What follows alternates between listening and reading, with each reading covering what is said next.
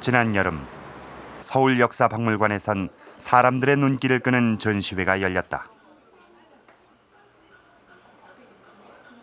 조선시대 여인의 삶을 엿볼 수 있는 유물 전시회였다.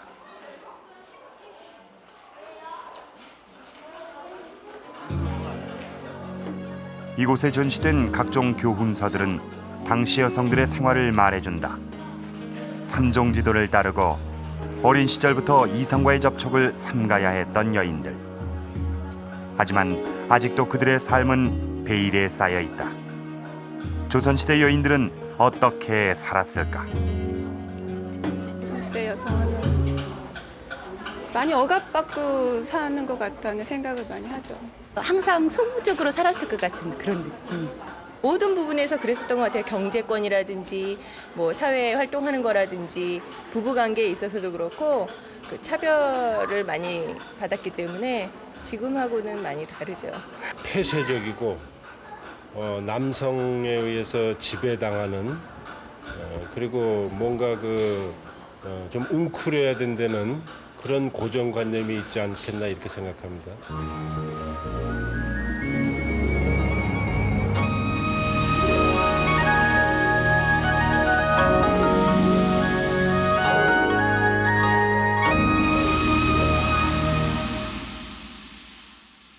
역사 스페셜에서는 이 기획 특집으로 역사 교사들이 선정한 역사 이야기를 보내드리고 있는데요. 오늘은 그 네 번째 시간입니다.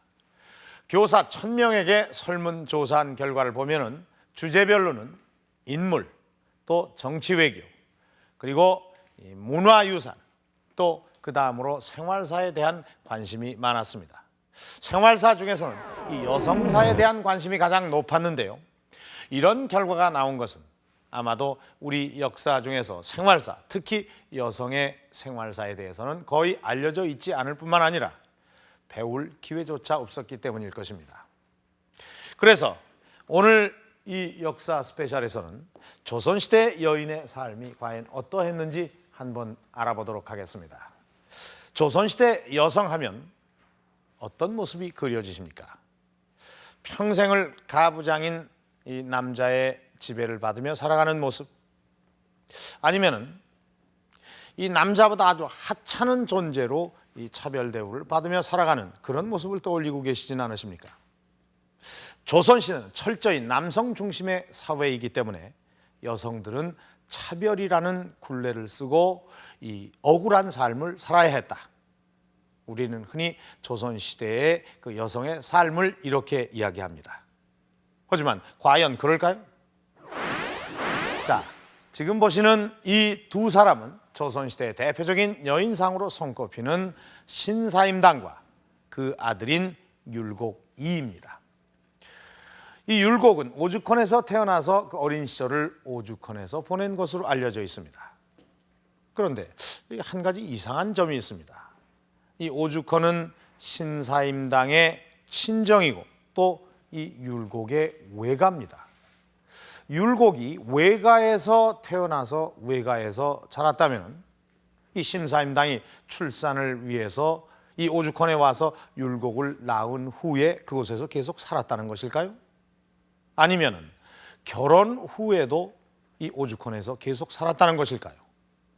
왜 그랬을까요? 취재팀은 강릉 오죽헌으로 향했다.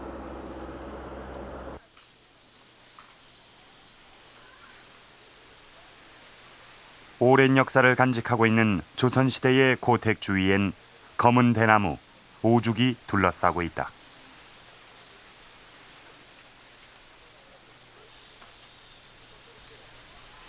지금은 유명한 관광 명소가 된 오죽헌. 가장 먼저 본체 건물의 작은 방에 걸린 현판이 눈길을 끈다. 몽룡실, 율곡이 태어난 방이다. 율곡을 임신했을 때 사임당은 꿈에서 용을 봤다고 한다. 그래서 율곡의 어릴 때 이름도 혈룡. 사임당은 모두 7남매를 두었는데 율곡은 그중 5째 아이다. 하지만 사임당이 출산을 위해 잠시 친정에 머물렀던 건 아니다. 오죽헌엔 율곡의 어린 시절 흔적이 남아있다. 정조 임금의 명으로 특별히 지어진 어제각엔 율곡이 사용하던 유물이 소장돼 있다. 이 작은 벼루다.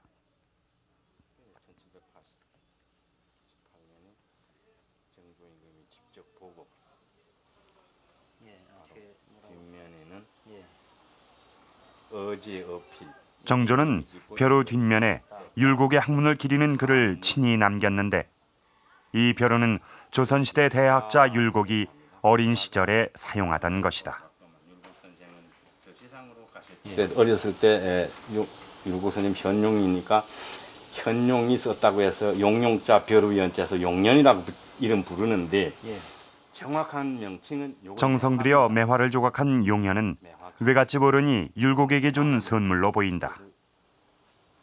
율곡 선생은 여기서 1536년 여기서 출생하셔서 6살 때까지 우리 오죽헌 이곳 뜰에서 생활하시다가 바로 어머니를 따라서 서울 집으로 올라가셨습니다. 당시에는 율곡 선생이 6살, 사임당이 38살 때 바로 우리 대궐령을 넘어서 서울로 갔습니다. 결국 여기서는 율곡이 6살 때는 사임당이 결혼한 지 20년째 되는 해다. 결혼 후 20년 동안 사임당은 친정에서 살고 있었던 것일까. 사임당은 19살에 파주에 사는 이원수와 결혼한다. 결혼 후 사임당 부부의 주된 생활터전은 오죽헌이었다. 이는 남편 이원수가 처가살이를 했다는 뜻이기도 하다. 하지만 이원수만 처가살이를 했던 것은 아니다.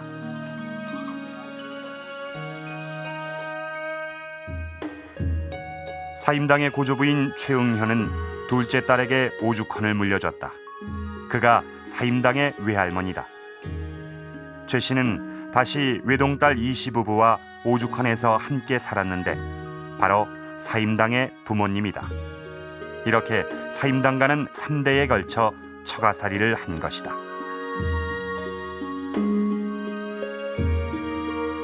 우리나라 전통시대 때의 결혼 풍습을 서류부가 또는 남기여가혼이라고 합니다. 서류부가라는 것은 사위가 아내 집에 머무른다는 뜻이고요. 남기여가라는 것은 남자가 여자 집으로 간다는 뜻입니다. 그러니까 결국 처가살이 풍습을 얘기를 하는 거고요. 이런 결혼 풍습은 삼국시대부터 시작해가지고 조선 전기까지 계속됩니다.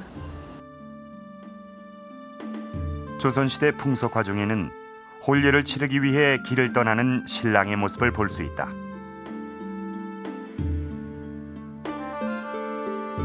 말을 타고 신부 집으로 떠나는 신랑.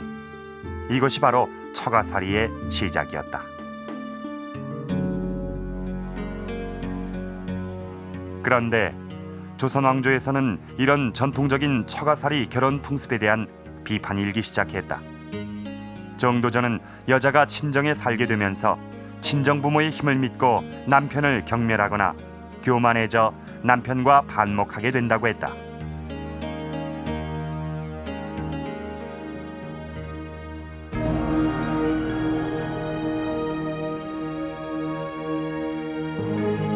이렇듯 조선 왕조의 지배층에서 처가살이에 대한 비판이 인 것은 어쩌면 당연한 일이었다. 성리학을 통치념으로 채택한 조선 왕조는 모든 생활 풍습도 성리학적인 윤리에 따라 바꾸려고 했다. 혼례도 예외는 아니었다.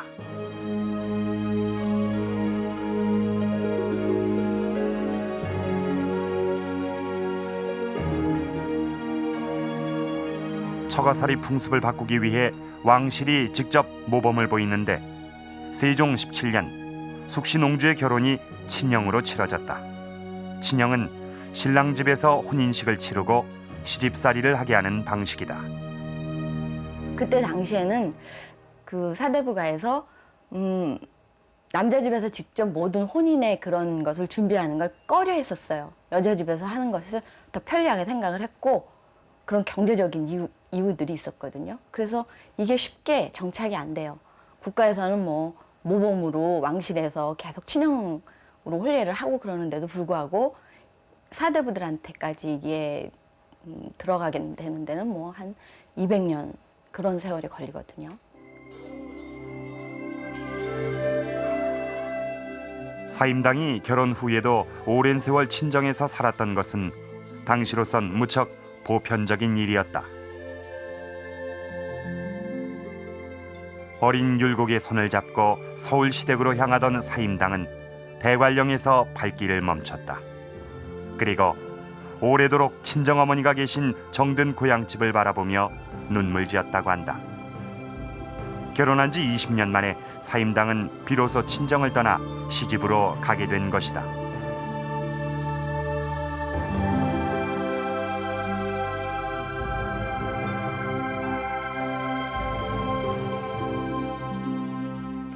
겉벌이 서말이면 처가살이를 안 한다.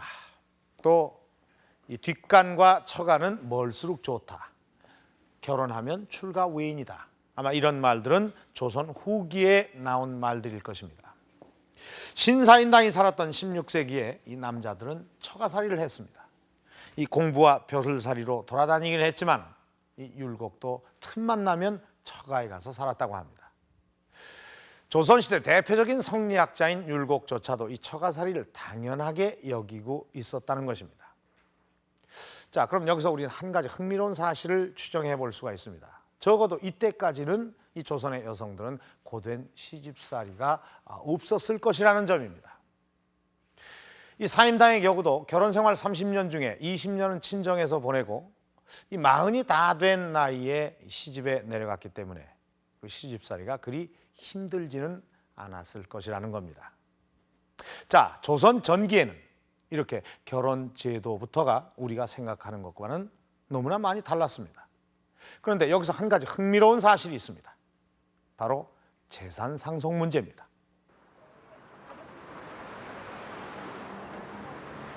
취재팀은 건국대 박물관에서 조선시대의 재산 상속을 알 수 있는 문서를 찾았다. 재산 소유하신 어른이 돌아가시고 그 후에 자녀들이 문서 이름은 분재기. 말 그대로 재산을 어떻게 나눴는가를 적은 기록이다. 길이가 무려 2m 50cm가 넘는 이 분재기는 율곡 남매의 분재기.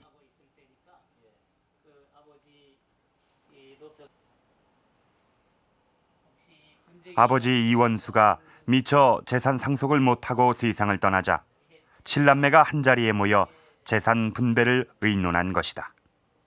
당시에 이제 경국대전에 예를 따라서 앞부분에는 보면 이제 시묘라든지 제사를 위한 재산들을 먼저 큰형이 갖도록 하고 그 다음에 이제 요 부분부터 큰 아들, 첫째 아들, 그 다음에 이제 일녀, 첫딸, 그다음에 이자, 둘째 아들, 이런 식으로 나누어 가졌습니다.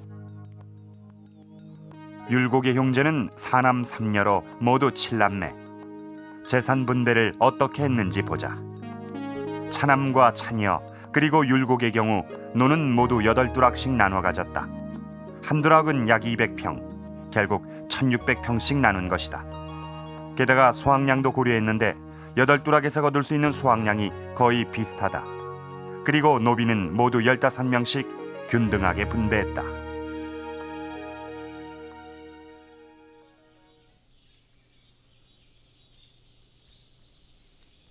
조선시대의 재산 상속은 남녀 차별이 없었던 것일까? 취재팀은 조선시대 양반가의 전통이 남아있는 안동 하회마을에 또 다른 분재기가 있다는 소식을 들었다. 서해 류성룡의 종가인 충효당엔 대대로 전해오는 분재기가 하나 있다.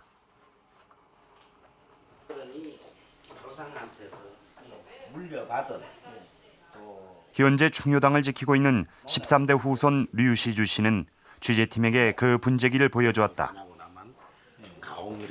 분재기는 율곡과 같은 시대를 살았던 대학자 류성룡의 형제들이 재산 상속을 받은 기록이다.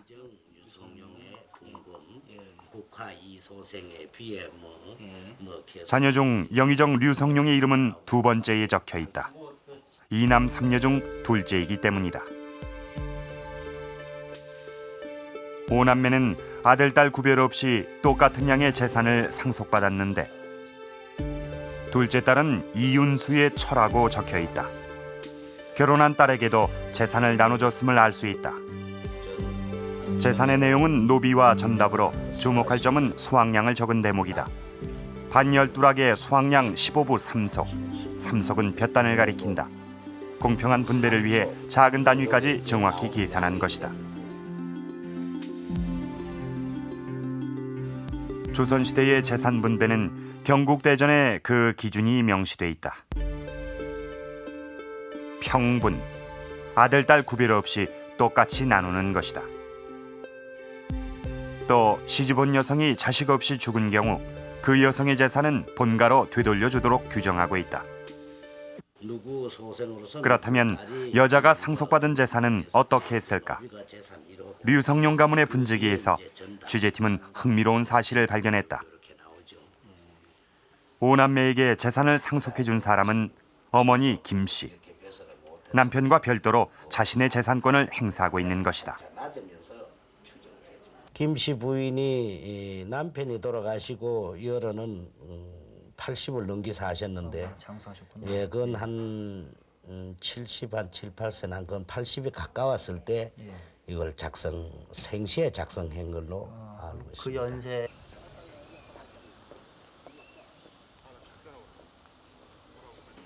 조선시대의 여성이 남편과 별도로 재산권을 행사한 이에는 신사임당의 어머니 이시부인의 분재기에서도 확인할 수 있었다. 이녀가 이제 사임당이죠. 예. 외동딸인 이시부인은 부모님으로부터 모든 재산을 물려받았다. 생전에 이시부인의 재산은 전답이 15만 평, 노비가 150여 명에 이르렀다. 지금 현재 이씨 분재기라고 지금 명칭은 되어 있습니다만은 신사임당 5자매 분재기는 1541년도에 사임당의 어머니, 그러니까 율곡선생 외할머니가 살아 계셨을 때 생전에 5딸에게 그 노비를 상속한 그런 분금 문기가 되겠습니다. 오랜 세월로 낡고 헤어졌지만 내용은 선명하게 남아 있었다. 자녀 이난수의 처는 신사임당을 가리킨다. 사임당이 어머니로부터 상속받은 노비는 총 34명. 노비의 이름은 물론 나이와 누구누구의 소생인지까지 정확히 기록돼 있다.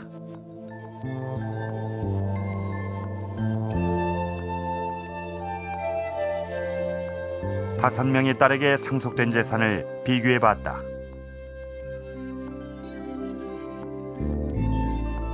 당시 노비는 재산 목록 1호, 이시부인은 자신의 소유인 150여 명의 노비를 5명의 딸에게 약 30명씩 나눠주었다. 균등 분배였다.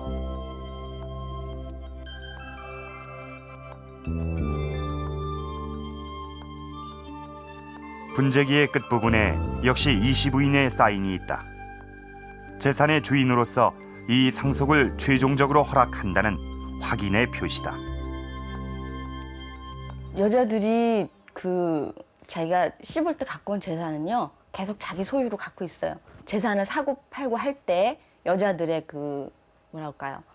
수결이 들어가는 경우, 이런 것들을 보면은 여자들이 직접 자기 재산권을 행사했던 걸 볼 수가 있죠. 그러니까 가령 할머니가 새로 손주 며느리가 들어왔는데 얘가 너무 이쁜 거예요. 그래서 얘한테 특별히 내가 갖고 있는 재산을 나눠준다. 이런 문서들 볼 수 있거든요. 재산권이 침해받을 경우 조선시대의 여성들은 소송도 서슴지 않았다. 이숙번의 처 정씨는 이전에 사위 강순덕에게 상속해준 자신의 재산을 되찾고자 했으나 사위가 말을 듣지 않자 의정부에 소송을 낸 것이다.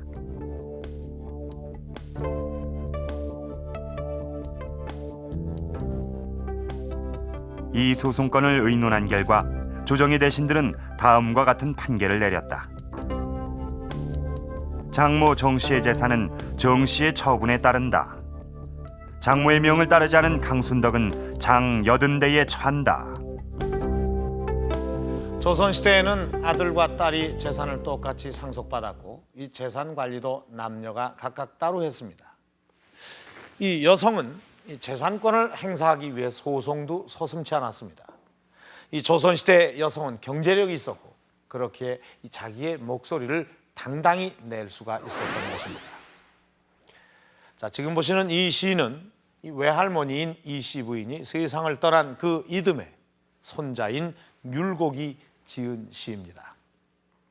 어버이 못 모신 슬픔을 안고 오직 한 분 할머님을 받들었기로 자나깨나 가슴속에 계시옵더니 이제 마저 또 나를 버리옵니까?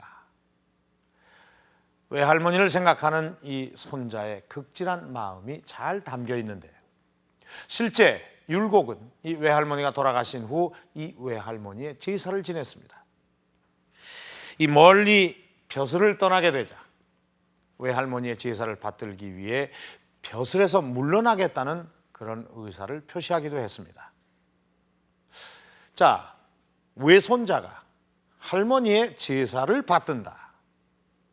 이 율곡이 외할머니의 제사를 모시게 된 그 이유는 무엇일까요? 이것이 율곡과 이씨 부인만의 독특한 사례일까요?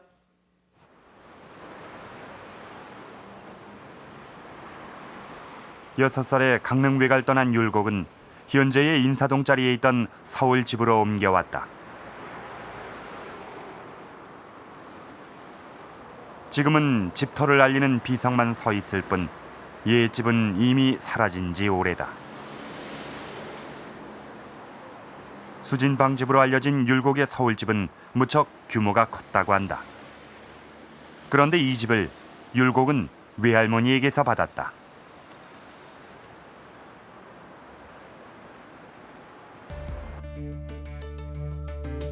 외할머니에게 받은 재산은 서울집뿐만이 아니다.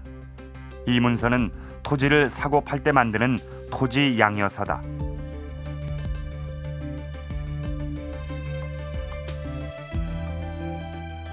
이종 동생 권척윤에게 땅을 판다는 내용을 담고 있는 이 문서는 율곡이 직접 친필로 작성한 것이다.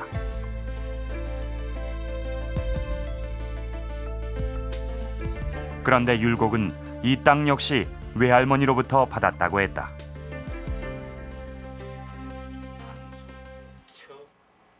외할머니 이씨 부인은 왜 외손자에게 집과 땅을 주었을까? 그 해답은 이씨 부인의 분재기에서 찾을 수 있었다.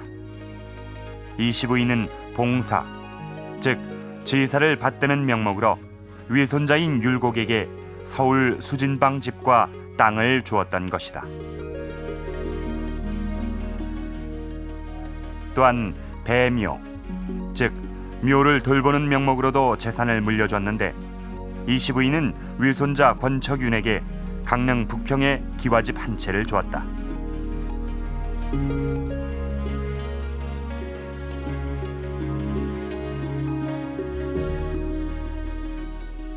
강릉 북평의 기와집이 지금은 오죽헌이다. 집 주변의 대나무를 본 권척윤은 자신의 호를 오죽헌이라 했다. 집의 이름이 오죽헌이 된 것도 그런 연유에서다. 아들이 없었던 이씨 부인은 굳이 양자를 드리지 않고 제사와 배묘를 모두 외손자에게 맡긴 것이다. 그 양자가 있어서 가장 중요한 거는 가게를 개성하고 하나는 제사거든요. 근데 제사를 아들이 없으면 딸이 지낼 수 있고 외손이 지낼 수 있으니까 그러니까 굳이 이 양자를 할 필요가 없었던 거죠. 조선 전기 중기까지는요. 취재팀은 조선시대의 제사에 관한 기록을 확인하기 위해 충남 공주 남산영당을 찾았다.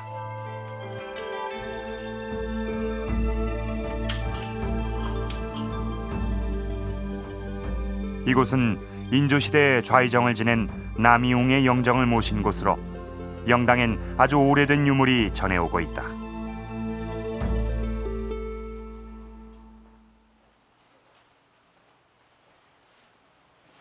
유물은 남이웅의 부인인 남평 조 씨가 모두 5년에 걸쳐 쓴 숭정 병자일기. 이것은 조선시대 생활상을 알 수 있는 귀중한 자료로 평가받고 있다. 병자 호란 때 이제 이 할아버지께서 중국 심양으로 가 계시는 동안에 이제 피란다리를 하시면서 쓰신 일기라고 합니다. 조 씨는 하루하루의 일과를 아주 자세하게 기록하고 있는데 일기 중에 눈길을 끄는 대목이 있다.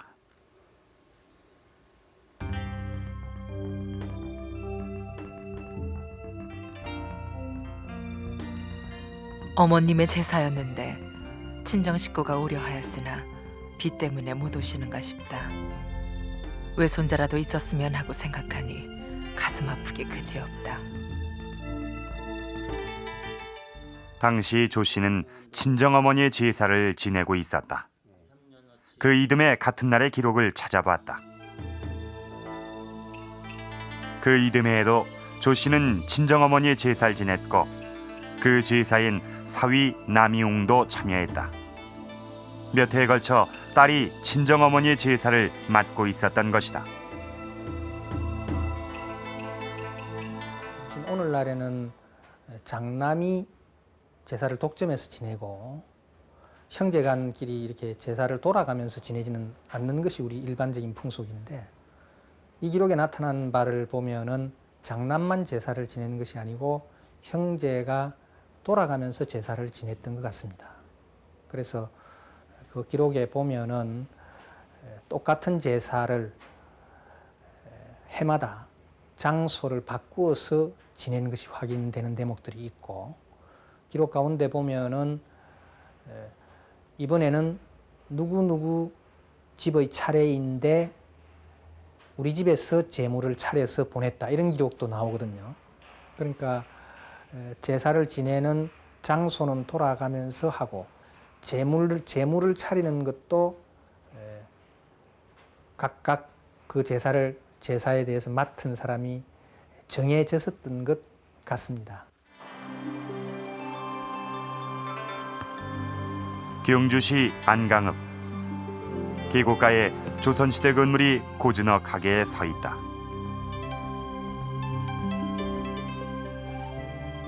중종시대 정치가이자 성리학자인 회제 이연적이 귀양 후 학문에 열중하던 곳이다. 여기 현재 우리 동락당의 저 분정표는 원래 묘사 지내는 분정표입니다. 금년도 제사요? 예, 금년도. 그러니까 오자 덕자 되시고. 이연적의 후손 이해철 씨 형제는 현재 조상의 제사를 형제들이 나눠서 지내고 있는데, 이런 전통은 이미 오래전부터 행해졌다고 한다. 그것은 대대로 이 집안에 전해 내려오는 봉선록을 통해 확인할 수 있었다. 봉선록은 조상의 제사를 지낸 기록인데 마치 시간표처럼 가로 세로 칸이 그려져 있다. 형제들은 제사를 돌아가면서 지내는데 그 순서를 나타낸 것이다. 제가 알기로는 우리가 그 이조 중엽 이후에 장종손이 그 왕성하면서 모든 봉제사가 이제 장손 쪽으로 종가 쪽으로 기울어지다 보니까 그 요즘 현대 문헌에는 그리 안 나타나지만은 과거 이 우리가 봉선록을 이렇게 보면은 그 집집마다 원래 한식은 누집에서 하고 단어는 누집에서 하고 이런 방법으로 아마 조상을 모셨는 것 같아요. 봉선록의 한 부분을 분석해 보기로 했다. 가로는 제사를 모실 조상, 세로는 연도 표시다. 무인년엔 제사를 지내는 사람이 모두 틀리다. 그리고 이듬해인 김윤년엔 새로이 현내댁이 나타났다. 이 현내댁은 이듬해엔 다른 제사를 책임지고 있다. 그리고 그 이듬해인 신사년 다른 제사를 맡고 있다. 이렇게 돌아가는 것을 윤회봉사라고 한다. 또 특이하게도 계정댁은 현대댁과는 달리 매년 특정 제사만을 고정해서 맡고 있다. 이것을 분할봉사라 한다. 조선 초기 중기까지는 제사를 지내는 데 있어서 이 윤회봉사라든지 분할봉사라고 하는 게 아주 일반적이었거든요. 그게 다 연관이 있을 거예요. 그러니까 그 서류부가 오늘 했다든지 또 재산 상속이 딸한테도 똑같이 간다든지 이런 것들이 배경이 되어가지고 제사의 경우도 이렇게 나눠서 하거나 돌아가면서 하는 그런 게 가능했던 거거든요.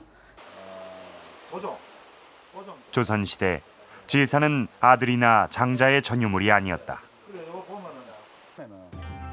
여성들도 똑같이 제사에 참여함으로써 자식으로서의 의무를 수행했던 것이다.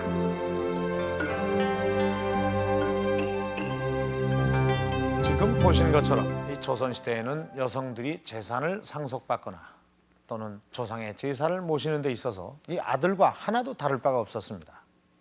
재산을 똑같이 상속받을 권리가 있었기에 조상을 모시는 의무도 똑같이 이행을 했던 것입니다. 어떻습니까?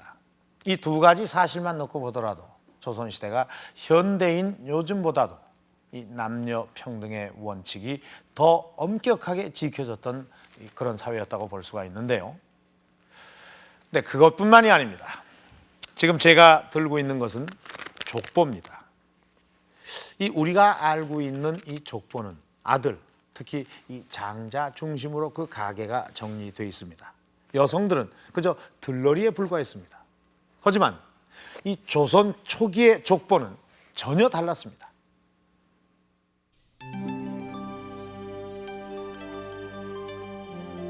서울대 규장각엔 우리나라 족보 중에서 가장 오래된 족보가 있다. 1476년에 만들어진 안동권시 성화보다. 이 성화보는 현대의 족보는 물론 조선 후기의 족보와도 큰 차이점을 보이고 있다. 가장 먼저 눈에 띄는 것은 자녀의 순서. 아들을 먼저 올리는 것이 아니라 자녀는 출생 순으로 적고 있다. 또한 족보에는 여부라는 글자를 쉽게 찾아볼 수 있다. 딸의 남편 사위를 가리킨다. 이 여부 밑에는 사위의 이름이 빠짐없이 기록돼 있다. 뿐만 아니라 외손의 이름까지도 일일이 적혀 있다.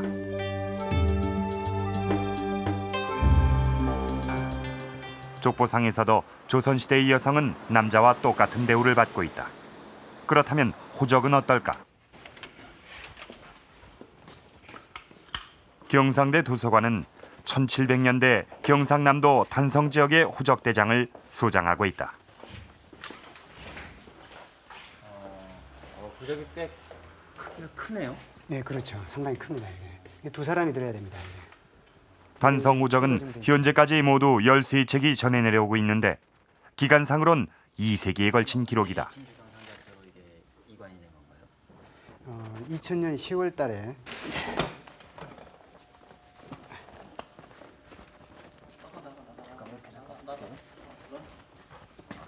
단성향교 소장.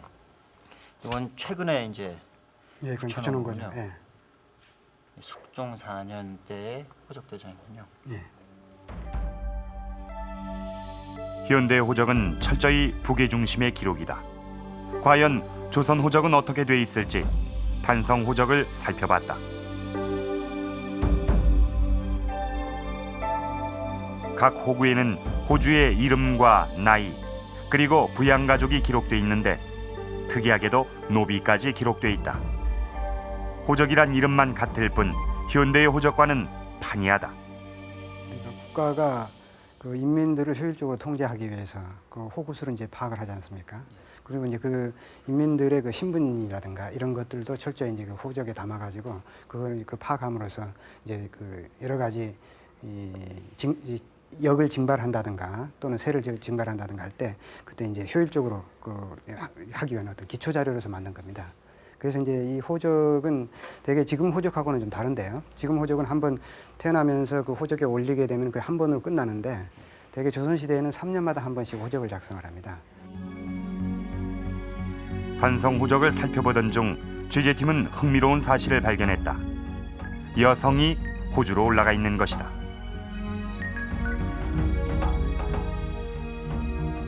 이 집의 호주는 과부 이 씨다. 당시 이 씨는 아들 부부와 함께 살고 있었지만 아들이 호주가 되는 대신 과부 이 씨가 호주가 된 것이다. 이 시기의 호주는 나라에 세금을 내는 집안의 대표다. 이렇게 여자가 호주가 된 경우는 과부 이 씨 외에도 또 있었다. 양반가인 이 집의 호주는 과부 정 씨로 돼 있다. 양반 윤상빙이 세상을 떠난 후 호주가 돼야 할 과부 박 씨마저 함양으로 떠났다고 한다.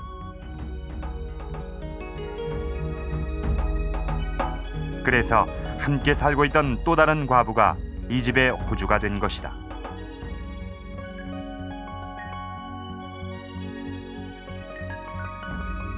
(17세기에서) (18세기까지) 약 100년 사이 단성 호적에서 여성 호주의 수는 전체 호주의 약 6 내지 10%에 이른다. 이렇게 조선시대에는 여자도 호주가 될 수 있었던 것이다. 조선시대에는 이 남편이 죽고 나면 아들이 호주가 되는 것이 아니라 홀로 남은 부인, 과부가 호주가 됐습니다. 물론 조선시대 호적은 지금의 호적과는 다른 일종의 주민등록부와 같은 것이었습니다마는 여성이 한 집안을 대표하는 그런 가장으로 인정받았다는 것을 알 수가 있습니다. 그렇다면 지금 현재 우리가 사용하고 있는 이 호적은 언제 만들어진 것일까요? 그것은 바로 일제시대입니다. 일제는 이 강제 점령기 중에 일본식의 호주제를 우리나라에 들여왔고 그 제도가 지금까지 지속되고 있는 것입니다. 우리는 조선시대의 이 호적을 통해서 조선시대 여성의 지위를 엿볼 수가 있었습니다. 그런데 여기서 한 가지 의문이 떠오릅니다. 이 단성 호적에는 이 남편을 여윈 이 과부들이 상당수 눈에 띄는데요. 자, 그들은 과연 어떻게 살았을까요? 조선시대에도 과연 재혼이 자유로웠을까요?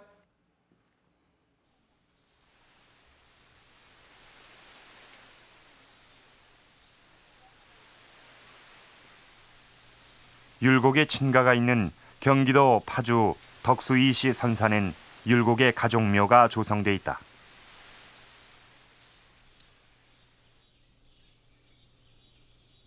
산비탈 맨 윗자리에 놓인 무덤의 주인은 율곡.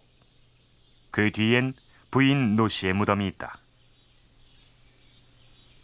나란히 서 있는 율곡 부부의 무덤 아래쪽엔 사임당과 이원수 부부의 합장묘가 있다.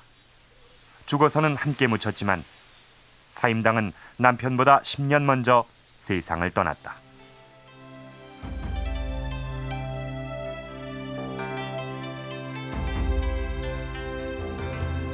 내가 죽은 뒤에라도 당신은 다시 장가들지 마시오. 우리가 7남매나 두었으니 더 구할 것이 없지 않소. 그러니 구태여 예기의 교훈을 어기지 마시오. 당시 조선시대 남성들에게 재혼은 당연한 일로 여겨졌다. 하지만 남편의 재혼을 원치 않았던 사임당은 이렇게 직접 재혼하지 말 것을 당부했던 것이다. 그렇다면 여성의 재혼은 당연한 일이었을까? 그 해답을 얻기 위해 취재팀은 정재영 박사를 만났다.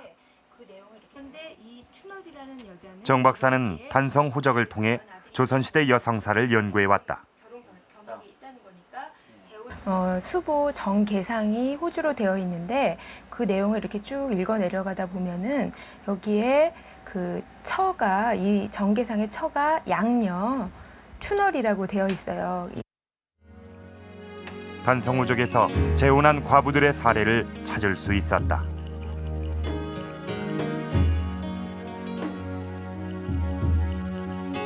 정계상의 부양가족엔 의자, 즉 의부다들이 있다.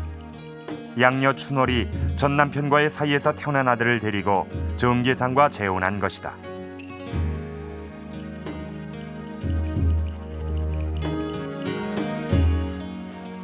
이 밖에도 재혼 사례는 또 있었다.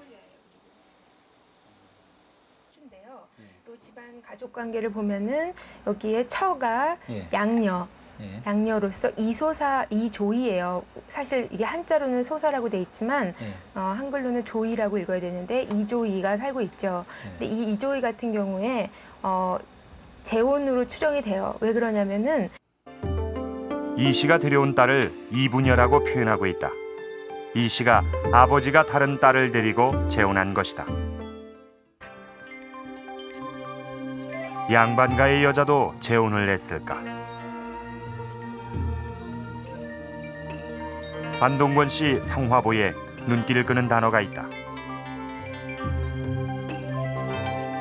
딸의 후부, 즉 재혼한 남편을 뜻한다.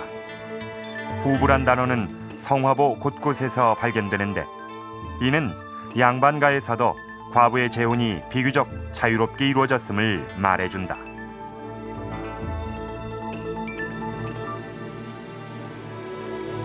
그런데 성종대에 이르러 과부 재가를 금지하는 법 제정을 둘러싸고 조선 왕조가 시끄러워졌다. 입법 과정에 참여한 46명의 대신 중 42명이 재가 금지를 반대했지만 성종은 왕권으로 이 법을 통과시킨다. 만들어졌을 때 양반들조차도 반발을 굉장히 많이 했어요.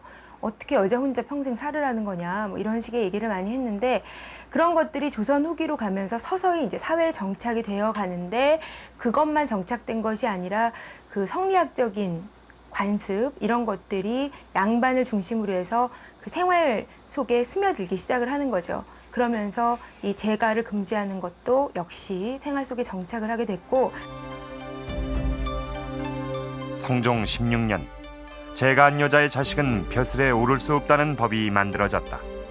이로써 과부의 재가가 실질적으로 금지된 것이다.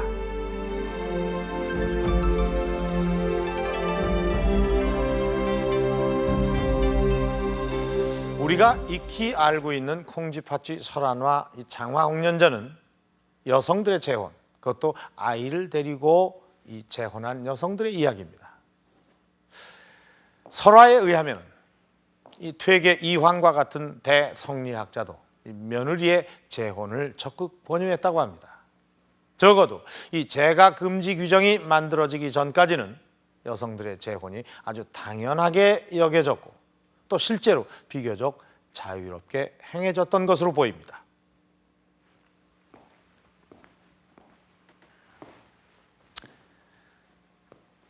지금 보시는 이것은 연료비입니다.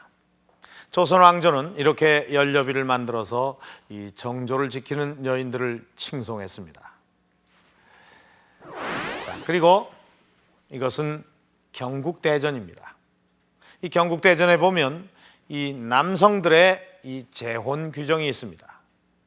이 남편이 부인과 사별을 하면 이 3년 기간이 지난 후에 이 재혼을 하도록 그렇게 규정을 하고 있습니다. 하지만 여성들에게는 재혼 금지 규정을 만들어서 정절을 강요하고 있습니다. 뭔가 좀 이상하지 않습니까? 이 조선 왕조는 시집간 딸에게까지 재산을 나눠주고 또 제사를 받들게 했었습니다. 그런데 이 정절 문제에 있어서는 남녀가 평등하지 못했습니다. 도대체 이것을 어떻게 이해를 해야 할까요? 조선 왕조가 여성의 정절을 얼마나 중요시했는가는 왕조실록에 간통 사건이 유난히 많이 등장하는 것으로도 알 수 있다. 태조에서 성종대까지 조정에서 직접 다룬 간통 사건만 749건.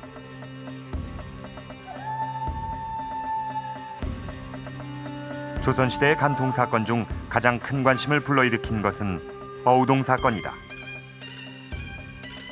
실록에 의하면 태강수의 아내 어우동은 은그릇을 만드는 공인과 어울렸다는 이유로 남편에게 쫓겨난다.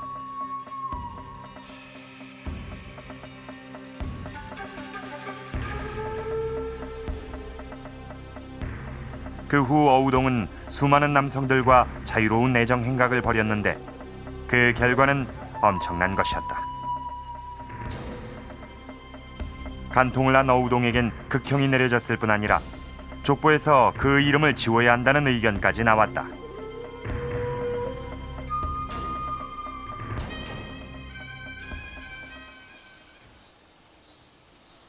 어우동은 종친인 효령대군의 손자 며느리였다. 과연 왕실 족보인 선원록에 그 이름이 남아있을까?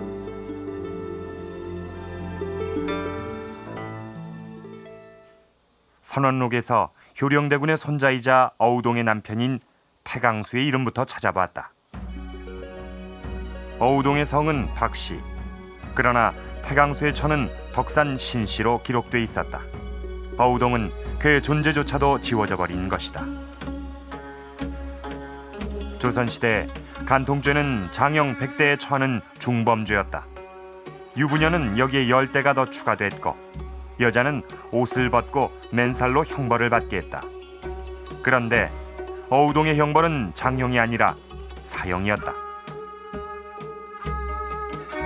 성리학적인 윤리관을 빨리 정착시켜야 되니까 법보다 또 과도하게, 사실 간통했다고 해서 사형은 아니거든요. 간통하면 장 80, 장 90이거든요. 때리는 걸로 돼 있어요, 원래는. 근데 이렇게 사형까지 시킨 거는 이게 과도하다. 그때 당시에도 과도하다는 표현 썼거든요. 어동이 심했다 이렇게 얘기를 하는데, 그러면서 이제 빨리 이 사회가 보다 그 도덕적인 사회로 가야 하니까 좀 더 이제 강력하게, 실제보다 더 강력한 법으로서 이거를 했던 것이죠. 하루빨리 성리학을 정착시키기 위한 방편으로 조선 왕조는 꾸준히 내외법을 강화해왔다. 내외법은 남녀 간의 자유로운 접촉을 막기 위해 여성의 행동을 규제한 법률이다.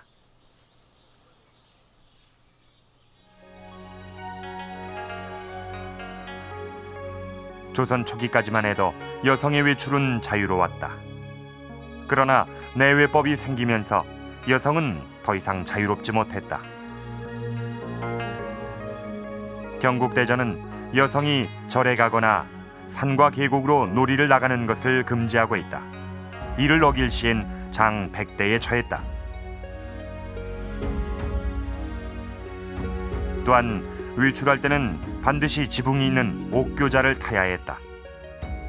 밖에 나설 때 얼굴을 드러내서는 안 되고 만날 수 있는 사람도 3촌 이내로 제한됐다.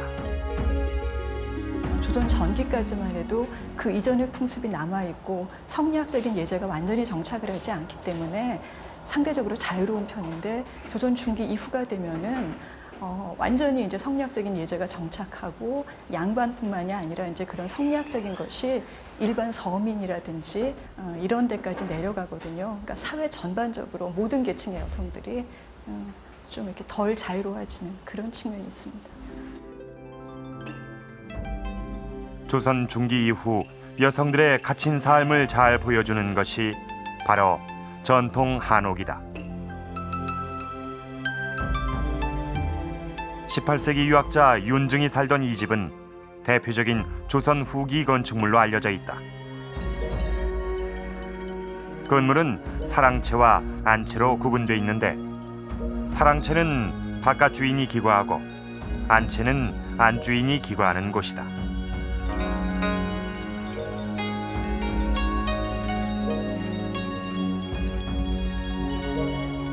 밖에선 보이지 않지만 담 너머엔 안주인이 기거하는 안채가 있다.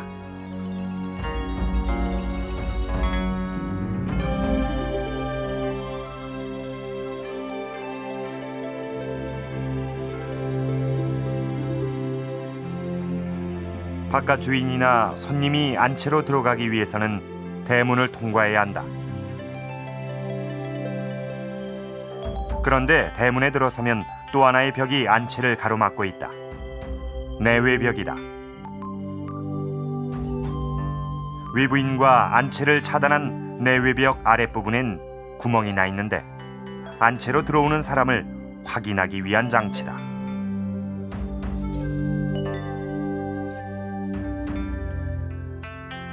내외벽을 돌아 들어가면 안채를 만날 수 있다. 안채의 여인들은 바깥 주인과의 접촉조차도 자유롭지 못했다. 음식상을 갖다 놓는 이 작은 공간이 사랑채와의 유일한 통로였다. 윤중 선생 고택은 그 조선 중기 이후에 한옥의 전형적인 모습을 보여줍니다. 윤중 선생 고택은 일자형의 수직적인 조형을 가진 사랑채와 디귿자형의 수평적이고 안정감 있는 안채를 안행낭채가 잘 분절해주면서도 연결해주는 것이 가장 큰 특징이라고 할 수가 있겠습니다. 하지만 조선 초기 건축물인 오죽헌은 윤중고택보다 훨씬 개방적이다.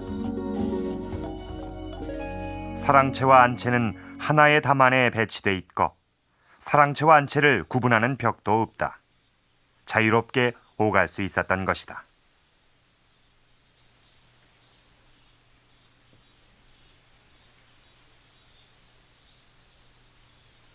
사방이 높은 담으로 둘러싸인 윤중고택을 보더라도 조선 후기 여성들은 삶이 철저히 안채에 고립돼 있었음을 알 수 있다.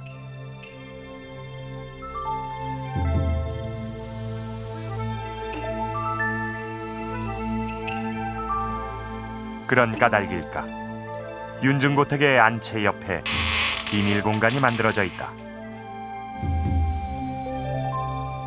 옆에 있는 공간이 건넌방인데요.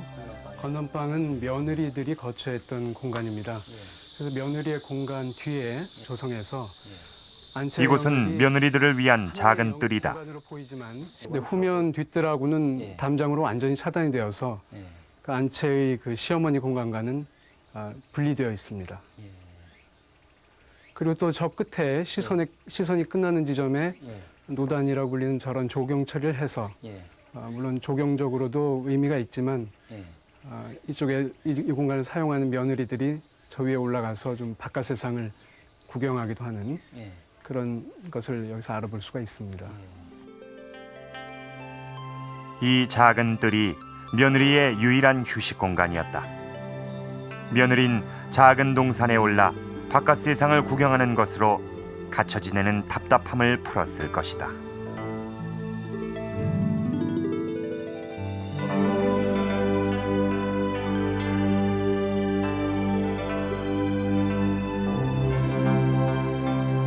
조선 후기에 태어난 여인의 활동 공간은 안채로 줄어들었다. 그들은 더 이상 아들과 평등하지 않았고 오직 가부장에게 복종하며 살아가야 했다. 조선 후기 여인의 삶은 그렇게 달라져 있었다.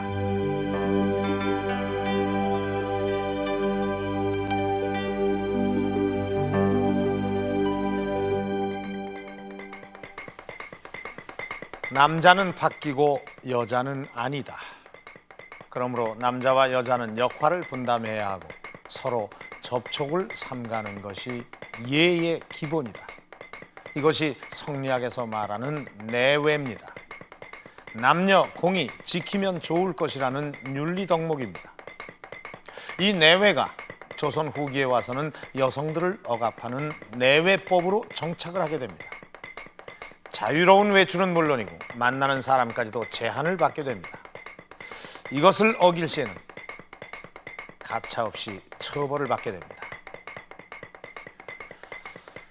조선 왕조 500년에 있어서 여인들의 삶은 큰 차이를 보입니다. 이 조선 전기에는 이 남녀 차별 없이 이 재산을 상속받고 또 당당하게 그 재산권을 행사를 했지만 이 조선 후기에는 이 남성 중심의 가부장제 속에서 독립된 인격체가 아니라 남성들의 생활을 뒷받침해주는 그런 내조자로서 굳어갔습니다. 이런 변화는 임진왜란이나 병자호란을 거치면서 이 곤란해진 사회 기강을 바로잡기 위해서 성리학적 윤리를 강화했기 때문이라고 설명을 합니다. 그러나 이 가치관이나 풍속은 하루아침에 이루어지는 것이 아닙니다. 조선 왕조는 이 왕조 초기부터 이 가부장제 정착과 또 여성들에 대한 규제를 시행을 해왔고 그것이 조선 후기에 와서야 비로소 생활화됐던 것입니다. 우리는 지금까지 조선시대 여인의 반쪽만 알고 있었는지도 모릅니다. 우리가 알고 있었던 이 조선시대 여인들의 모습은 바로 조선 후기의 모습이었던 것입니다. 조선시대의 전기를 살았던 여인들, 그들은 남녀 차별 없는 아주 비교적 자유로운 그런 사회 분위기 속에서 아주 당당하고 자유로운 삶을 살고 있었던 것입니다.